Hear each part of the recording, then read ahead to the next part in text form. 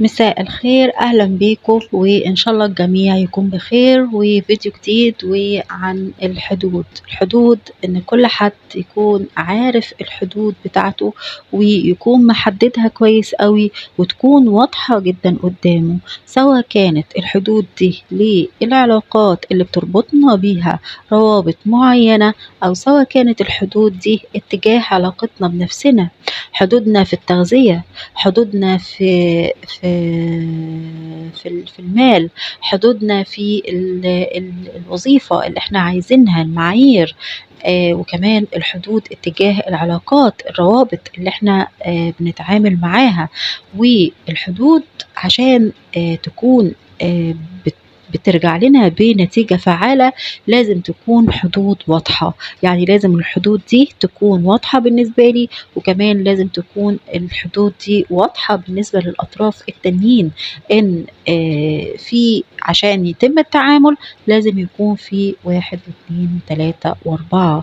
فبالتالي هنا بيكون الشخص مرتاح، عنده علاقات مريحة، بيكون عنده وضوح في حياته، مفيش شيء غامض في حياته، وفي نفس الوقت مش بيلف في دواير، وفي نفس الوقت مش بيعيش من خلال ان هو يكون شخص عشوائي، وبيكون هو متخبط في الحياة، وبيكون بينفذ مشاريع غيره من خلاله. فبالتالي هو هنا ما بيكونش موجود اصلا وما يكونش متشاف، وبيتخبط في الحياة، وبتصادفه كتير من المواقف اللي تخليه لازم يرجع لنفسه تاني. الروح عايزة هي اللي تعبر عن نفسها، فبالتالي بياخد وقت أطول وبيتعب جدا لما بيقوم بعملية التطهير عشان يدور على نفسه تاني ويلاقي نفسه تاني.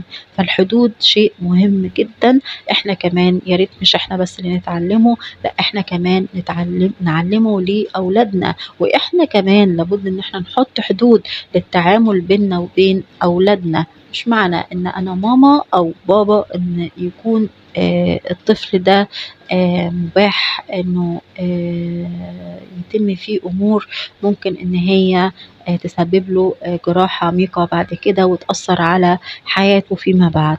فالحدود أمر مهم جدا جدا جدا. و النهاردة دي كانت فكرتي، وبشكركم جدا وإلى اللقاء.